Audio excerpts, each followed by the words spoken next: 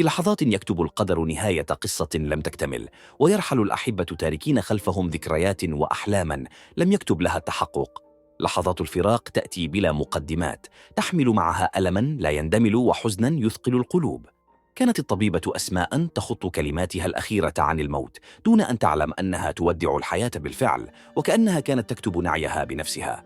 لقى الدكتور حمدي السيد عبد الحميد إبراهيم 25 عاما من ميت سلسيل، وخطيبته الدكتورة أسماء إبراهيم عبد اللطيف 24 عاما، مصرعهما إثر حادث سير مأساوي في محافظة الدقهلية، حيث انقلبت سيارتهما داخل إحدى الترع على طريق الجمالية ميت سلسيل أثناء عودتهما، مما أسفر عن وفاتهما في الحال. ونشر والد الطبيب الراحل عبر حسابه على موقع فيسبوك كلمات يعتصرها الألم قائلا: إن لله وإن إليه راجعون، عيدك في الجنة يا بني، يا فرحة عمري.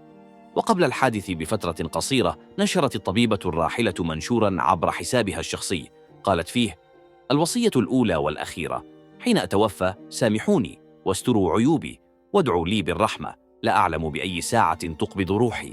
ولقى هذا المنشور تفاعلا واسعا على مواقع التواصل الاجتماعي، حيث عبر العديد من أصدقائها عن صدمتهم وحزنهم العميق لرحيلها المفاجئ.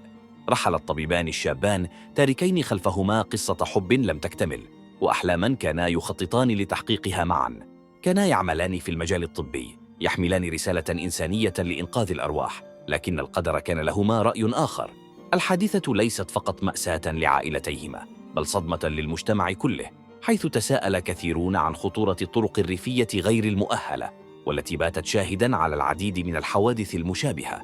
كما سلطت القصة الضوء على مشاعر الرحيل المفاجئ، وكيف أن بعض الكلمات التي نكتبها قد تكون وداعاً لا ندرك معناه إلا بعد فوات الأوان. وسط هذا الحزن العميق يظل أثرهما خالداً في قلوب من عرفوهما. ربما غادرا الحياة سوياً، لكن ذكرهما ستظل تعيش بيننا، درساً في الحب والإخلاص، ورسالة لنا جميعاً لنكون أكثر وعياً بقيمة الحياة، وأكثر قرباً من أحبابنا، لأننا لا نعلم متى تكون الكلمة الأخيرة.